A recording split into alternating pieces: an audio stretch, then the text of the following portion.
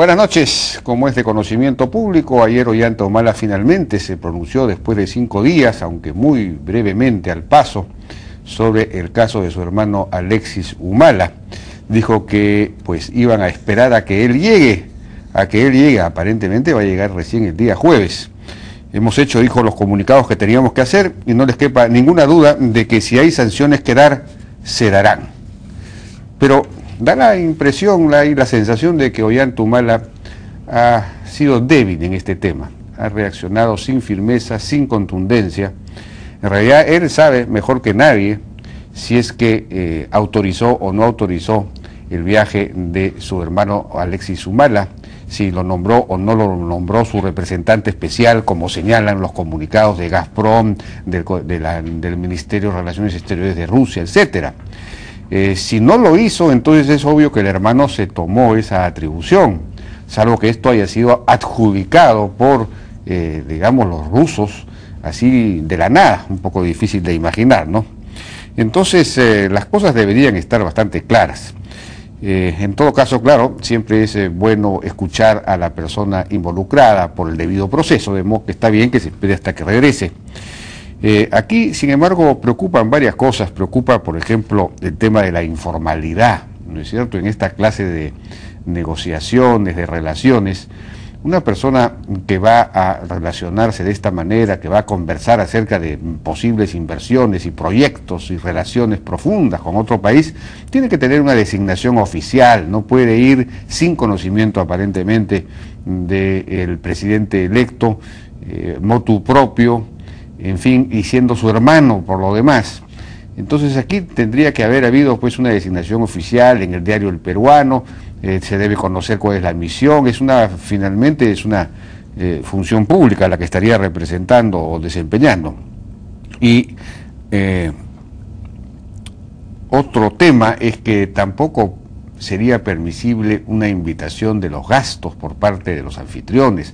Aparentemente los rusos pagaron quizás no el pasaje, porque el señor Alexis Humala ya estaba en Europa, estaba de vacaciones, en fin, sino cuando menos los hoteles y la alimentación, etcétera, de él y de sus acompañantes, que eran 3. Y claro, uno no debe aceptar estas invitaciones porque entonces uno queda obligado a reciprocar de alguna manera. Entonces, eso no es conveniente.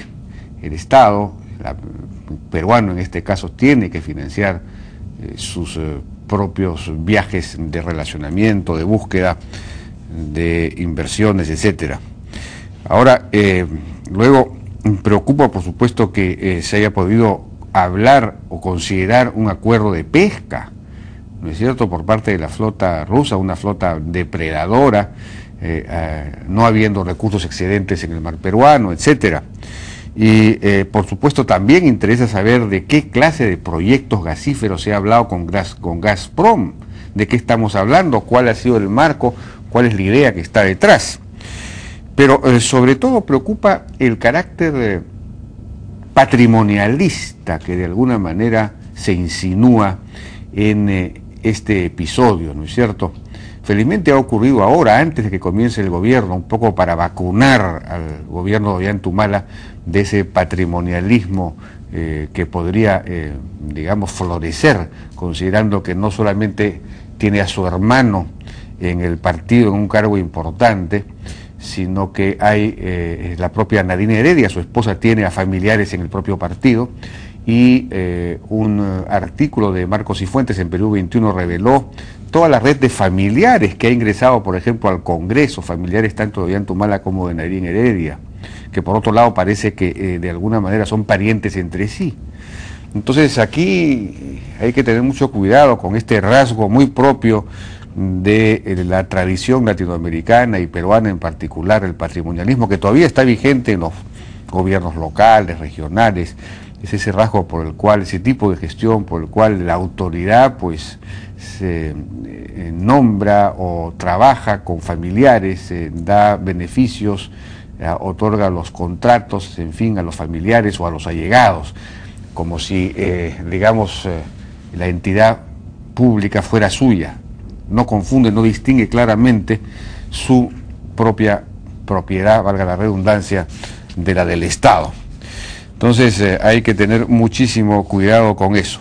Bueno, pero quizá hoy día Gana Perú, acaso para cambiar de tema, para, digamos, distraer acerca de este asunto importante, pues convocó una conferencia de prensa sobre lo que está encontrando en el Ministerio de Economía y en la gestión económica del gobierno aprista. Y fue una conferencia de prensa relativamente agresiva contra el ministro de Economía y contra el Ministerio de Economía. Se habló de nombramientos sin sustento, nombramientos de apristas a último minuto.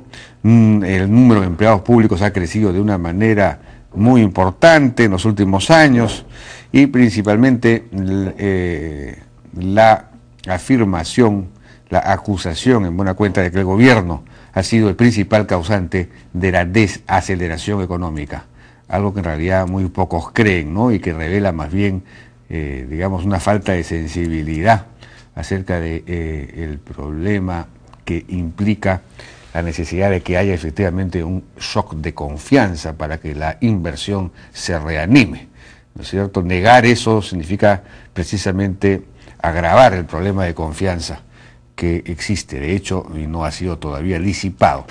Bien, vamos a ir a una pausa y regresamos ahora con Miguel Palomino para hablar precisamente de este tema. Él es el gerente del Instituto Peruano de Economía.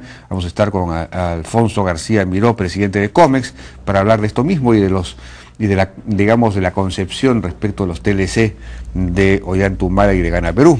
Luego vamos a estar con Ricardo Pareja, coordinador general de los consorcios de STU, dirigente de los transportistas, que se viene un paro dentro de un par de días, y finalmente con Juan Tapia de la Municipalidad de Lima para conocer sus respuestas a las demandas de los transportistas. Regresamos.